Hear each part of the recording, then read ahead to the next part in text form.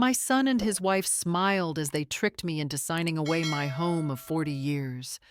They thought that because I was a grieving widow, I would be an easy target.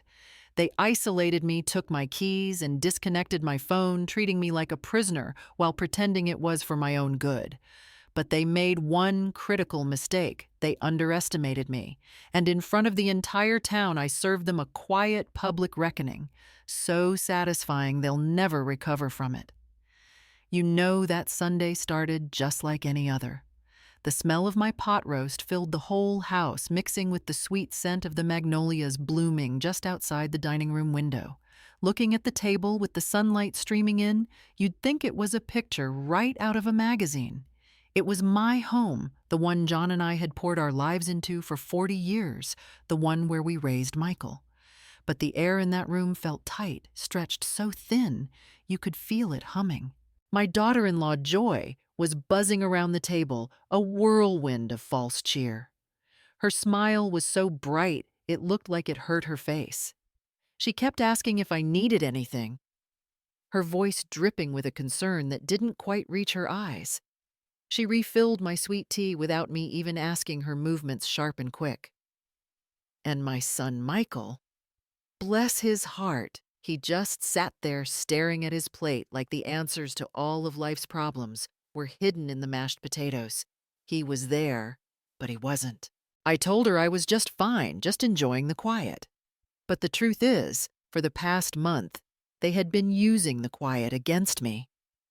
Joy's visits had become a daily thing, her worry a blanket so heavy I could barely breathe under it. She started taking my calls, telling me she didn't want me bothered.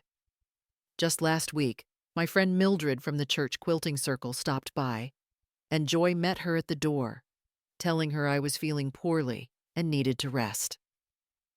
It was a cage, you see, built out of kindness and concern, but it was a cage all the same, and the bars were getting closer every day.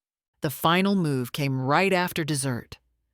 Joy pulled a stack of papers out of that fancy purse of hers, laying them on the table with a look of practiced sympathy.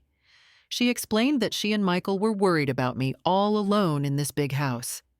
She said the papers were just for a new insurance policy, something with better long-term care protection to put everyone's mind at ease.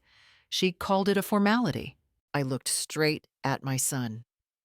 For just a second, he met my eyes, and I saw it all. The shame, the guilt. It washed over his face before he looked down at his hands like a little boy who'd been caught with a frog in his pocket. That look told me everything I needed to know, but I was tired, so bone-tired. And for a moment, just giving in seemed like the easiest path to take. So I took the pen she offered me. It felt heavy cold. I signed right where her perfectly painted fingernail was pointing, not even trying to read the fine print. I signed because in that moment, I still wanted to believe I could trust my own son. Later on, the evening was settling in, all quiet and lavender-colored. I was out back watering my hydrangeas, just enjoying the cool air. That's when I heard Joy's voice drift out of the open kitchen window. It wasn't the sweet, polished voice she used for company. This was raw, sharp-edged, with a panic so real it made the hairs on my arms stand up. She was whispering, but it was the kind of whisper that carries. She was talking about a deadline, a Friday deadline. She said she'd signed the agreement and the buyer was solid. She just needed more time to get her out. Another week, she pleaded into the phone. She was terrified of Michael finding out before the money came through, terrified of what her own father would do. I just stood there frozen.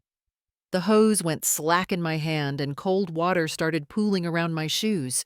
And just like that, everything clicked into place. The smothering concern, the so-called insurance policy, the look of shame on my son's face. It wasn't a safety net they were building around me. It was a trap door. And I just heard it lock from the other side. By the way, if you're enjoying the story so far, please consider subscribing so you don't miss what's next. We'd also love to hear your own story if you'd like to share it with our community. Now let's get back to it. I didn't sleep much that night. The shock from what I'd overheard in the garden settled deep in my bones, hardening from a hot panic into a cold, clear purpose. The next morning, I moved through my kitchen with a calm that I think even surprised myself. When you've lived as long as I have, you learn that some storms you have to weather quietly. I waited until I heard the front door close, signaling Joy was off to her Pilates class, before I went to find my son. He was in the den, sunk into his father's old armchair, just staring at a sports recap on the television with the sound off. He looked like a ghost. I didn't go in there yelling. I didn't accuse him of a thing. You learn pretty quickly down here that a direct confrontation is the least effective way to get to the truth. I simply sat down in the chair opposite him, folded my hands in my lap, and I planted a seed. I asked him in the softest, most concerned voice I could manage if everything was all right with Joy's father. I told him I'd heard a nasty rumor that the police pension fund had taken a big hit from one of those new real estate ventures that went belly up. Well, you would have thought I'd thrown a snake in his lap. All the color drained right out of his face. He started sputtering, trying to deny it, but his eyes were darting around the room like a trapped animal looking for an escape. He insisted his father-in-law was fine, the pension was fine, and that Joy was just stressed about my well-being. But his denial was too fast, too frantic. It was a lie, and a poorly built one at that. Sure enough, a few hours later, the phone rang. It was Joy, and her voice was a full octave higher than usual. She practically screeched at me, asking where on earth I'd heard such a thing about her daddy's pension. She said I had it all wrong, that they were worried about me. And then in her panic, the truth just slipped right out. She said that's why she was selling the house to get me somewhere safe. Not we. I. Her guilt had made them clumsy, and their story was already falling apart at the seams. I knew then I had to move fast. That afternoon, they had a mandatory lunch with Joy's parents, some transparent excuse to get me alone and make sure their stories were straight. The moment their car was out of the driveway, I went straight to the back of my closet. I pulled down an old shoebox filled with photographs and memories, and underneath it all was my old address book. My fingers, shaking just a little, found the name I was looking for. My heart was pounding as I dialed the number. A man's voice, warm and familiar even after all these years, answered on the second ring. It was Marcus Thorne. He'd been my first love, a boy from the wrong side of the tracks who'd gone on to become some high-powered accountant in Atlanta. We hadn't spoken in decades, but some connections you just know they're still there. I told him it was me, Faye, and that I needed his help. I told him I thought my family was trying to steal my house. That evening, the atmosphere in the house changed. It grew thick-heavy with suspicion. Joy followed me from room to room, that hard, bright smile never leaving her face, like a warden trying to be friendly. Michael wouldn't even look at me. I went to go for a drive and found my car keys were missing from the hook by the door. When I tried to call Mildred, I found the landline was dead. They told me it was for my safety, that the phone line had a faulty wire. But I knew better. The cage of concern had become a cage of cold steel. I realized then that this wasn't just about the money anymore. This was about Joy's survival, and I was standing right in her way. When you're trapped, the worst thing you can do is rattle the bars. They expect that. They're waiting for it. The best thing you can do is get quiet, curl up in the corner, and make them think they've won. So that's what I did. I retreated. The very next morning, I complained of a dizzy spell, a sudden frailty that was all too believable. I took to my bed and played the part of the confused, defeated old woman they needed me to be. Joy was only too happy to play the role of dutiful caregiver. She'd bring me bland meals on a tray, chattering on and on about the wonderful activities at the senior living community she had all picked out for me. She described the water aerobics and the bridge club with a salesman's desperate enthusiasm.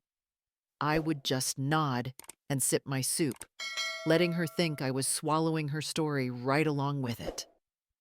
Through my slightly ajar bedroom door, I'd hear her and Michael whispering in the hall. I could hear the relief in their voices, the loosening of that tight wire of panic. They thought my little flash of rebellion was over.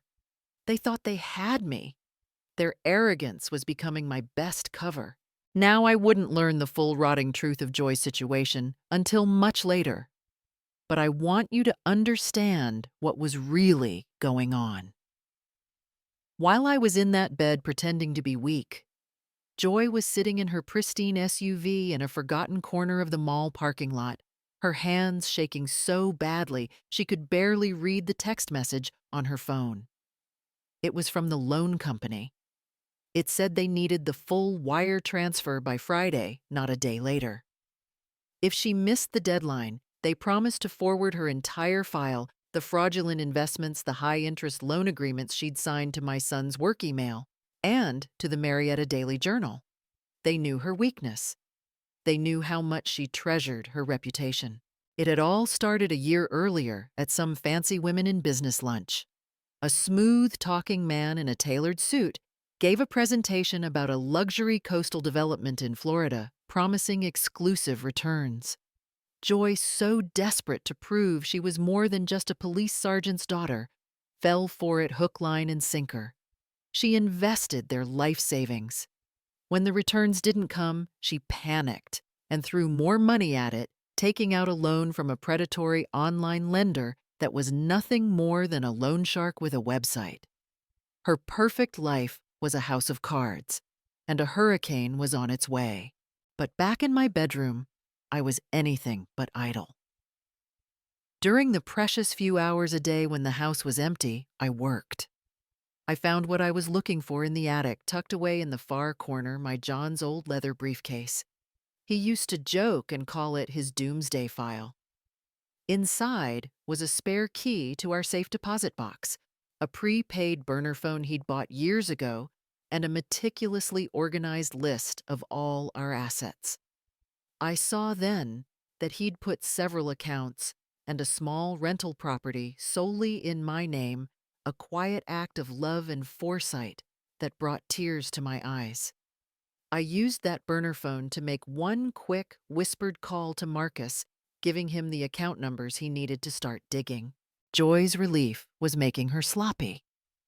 On Wednesday afternoon, just 2 days before the deadline, she left her laptop open on the dining room table while she took a long call in the garden. It was the mistake I'd been waiting for. I had maybe 5 minutes. My heart was hammering against my ribs, but my hands were steady. I found the folder almost immediately. It was labeled Coastal Breeze Properties. Inside was everything. The fake investment statements showing impossible profits, the frantic emails she'd sent, and the one thing I needed most, the loan agreement with a company called Apex Financial Solutions. I pulled out the burner phone and took a clear picture of the screen. The trap you see was no longer mine to escape. It was hers to fall into.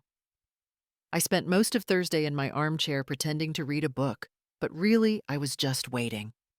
The air in the house was buzzing with a nervous energy. The closing was tomorrow, and Joy was a flurry of activity, making calls to movers for final quotes, her voice brittle, with a confidence she clearly didn't feel. I was just a piece of furniture to her now, a problem that was almost solved. The knock on the door came just after 2 o'clock. I heard Joy's cheerful, practiced voice as she opened it, expecting a man with a clipboard. But it wasn't the movers. I knew because the cheerful chatter stopped dead. I saw her take a step back from the doorway. On the porch stood Marcus Thorne, looking like he'd just stepped out of a boardroom in Atlanta. He was dressed in an impeccable suit, and his expression was calm, polite, and completely unreadable. Beside him stood a stern-looking woman he introduced as his legal aid. He spoke his voice not loud, but carrying an authority that filled the entryway.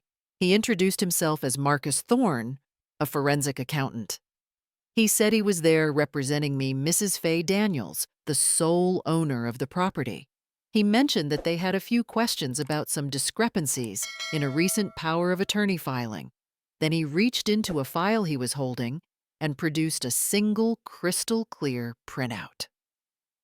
Even from across the room, I recognized the logo from the picture on the burner phone, Apex Financial Solutions.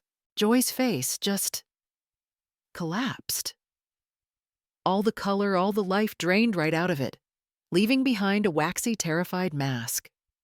She stumbled backward into the living room, her eyes wide with a horror that was primal. She looked from the paper to Marcus, then to me, stammering, trying to ask what this was, who he was. I folded my book closed and set it on the table beside me. I looked at her, this woman, who had so thoroughly underestimated me, and I told her quietly that he was an old friend. That was it. That was the final push. Confronted with the undeniable proof of her secret joy, shattered into a million pieces right there on my living room floor. The perfect Southern wife, the immaculate PTA mom, all of it disintegrated. All that was left was the raw, sobbing, terrified woman beneath. A torrent of words spilled out of her in a hysterical, tear-choked confession. She sank to the floor, sobbing about how she didn't know what else to do, how all the money was gone. She cried about the scammer who had promised her the world and about the threats from the loan company. She wailed about how they were going to tell everyone, how they were going to tell Michael, how her father would disown her. She confessed that they would be ruined, humiliated in the community, and that my house was the only way out she could see. My son Michael just stared at her, his expression frozen in disbelief and horror. The poised, confident woman he had married was a stranger, confessing to a depth of deception he could never have imagined. I could see the conspiracy between them fracturing right there, the trust dissolving into dust. He whispered a single question, the words catching in his throat, asking her what she had done. In that moment, everything shifted. The power in that room flowed away from them and settled on me. I was no longer the prisoner, the victim. I was the judge. I stood up, my movement slow and steady, and I looked down at the weeping woman on my floor. Joy had no allies left. She was alone, exposed, and completely at my mercy. I let the silence hang in the air for a moment, thick with the fallout of her confession. Then I spoke. My voice wasn't cruel, but it was filled with an iron strength I hadn't used in years. I told her to get up. I told her that we were going to the church potluck tomorrow night. And then I told her that she was going to bring her father. You know, the fellowship hall at the First Baptist Church is the heart of our town.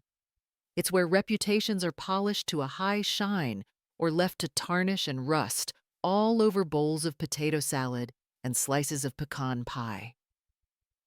That Friday night, the air was thick with the scent of fried chicken and baked ham, a comforting smell that usually made me feel right at home. But not that night.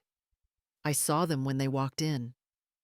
Joy was clinging to her father's arm, her face a pale, brittle mask of composure. She looked like a porcelain doll that had been dropped one too many times and hastily glued back together.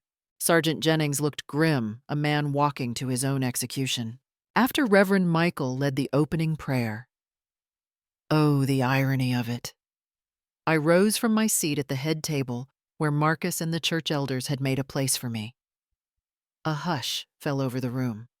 I think everyone was expecting me to say a few words about the annual bake sale. I walked to the small microphone and took a steadying breath. I started by wishing everyone a good evening. My voice was clear, calm, and it carried through the quiet hall. I told them I wouldn't take much of their time, that I knew they were all looking forward to the sermon on forgiveness. But first, I said I had a small matter of a real estate transaction I needed to clear up. A confused murmur rippled through the crowd. My gaze found Police Sergeant Bill Jennings. I addressed him directly, my tone respectful but firm so everyone could hear. I reminded him of the day just last month when he and his daughter Joy had come to my home. I spoke of how he stood there and watched as I signed a document they told me was for my own protection. Then I let the truth fall into that silent room. I told them all that the document was in fact a power of attorney and a quitclaim deed effectively signing my home, my entire life over to his daughter. The sergeant's face turned a deep, mottled red. Beside him, Joy seemed to sway on her feet. I continued, my voice resonating with a quiet power I hadn't felt in years. I explained that my daughter-in-law, it seemed, had found herself in some very serious financial trouble. I paused, letting that sink in, and then I added that she had been the victim of a rather nasty investment scam. I wanted them to know the whole story. Then I told them what she did to solve her problem. She decided to sell my home out from under me, the home my husband and I built together, the home her own son, my grandson, was raised in. I turned my eyes to Joy then. Her face was a mess of terror and a desperate, silent pleading. I told the room that she had done all of this behind my son's back, threatening the very foundation of the family she claimed she was trying to protect. The judgment, when it came, wasn't from a gavel or a judge. It was in the sound of 100 people taking a sharp breath all at once. It was in the way every single head in that room turned to stare at Joy and her father. Their eyes were filled with shock, some with pity, but mostly with the cold, quiet condemnation of your own people. I saw Mildred from the quilting circle just slowly shake her head. The church elders exchanged grim, knowing glances. Her social exile was happening right there in real time. It was immediate and it was absolute. I delivered the final consequences with a devastating calm. I announced that the documents had, of course, been nullified by my legal representative.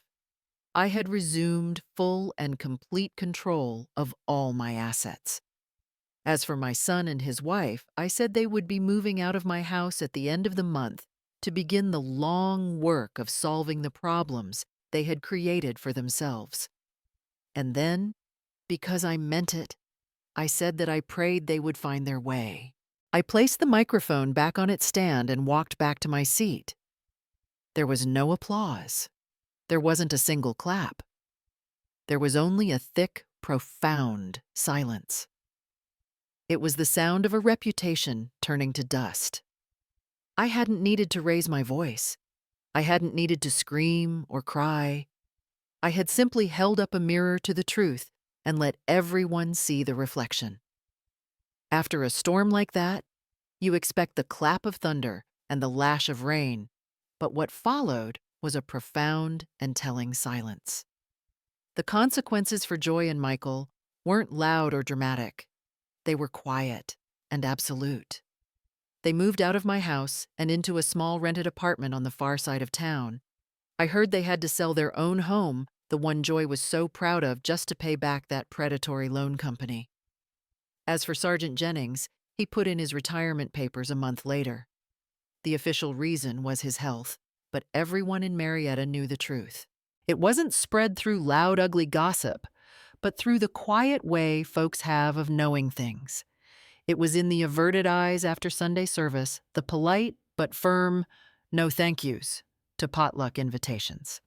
It was a quiet collective turning away, which in a town like ours is a sentence worse than death. It was interesting watching the different paths my son and his wife took. Michael, bless his heart, began the slow, painful work of trying to find his way back. He was humbled, stripped of all his pride, and deeply ashamed. He started calling me every day. He never asked for anything, not for money or forgiveness. He just called to talk, to ask about my day, to let me hear his voice.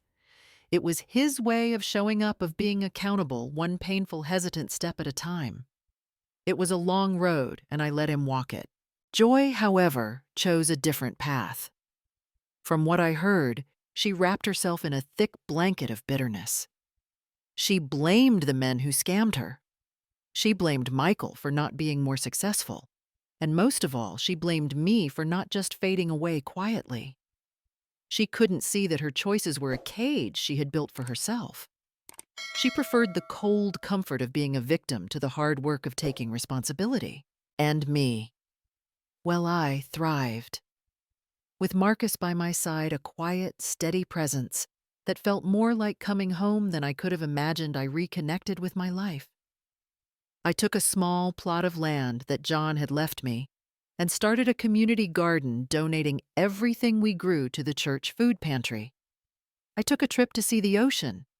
I started hosting the quilting circle in my sunny living room again, and the house was filled with laughter and light, no longer the tense, quiet place it had become.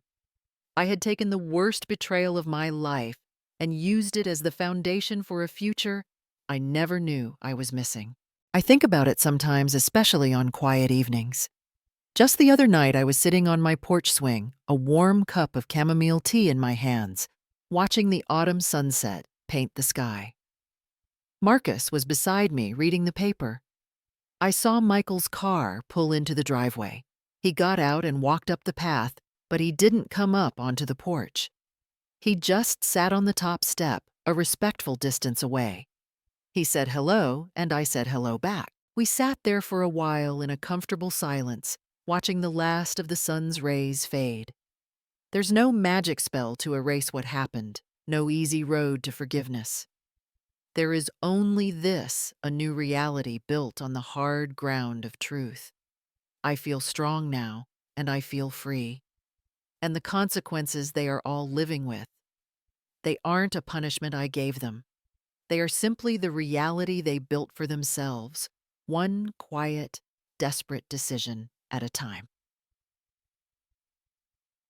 In the end, Faye's story teaches a quiet but powerful lesson.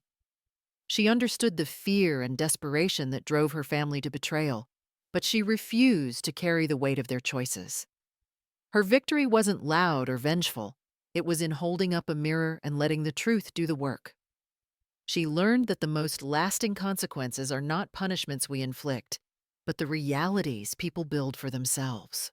True strength lies not in the noise you make, but in the quiet dignity you maintain.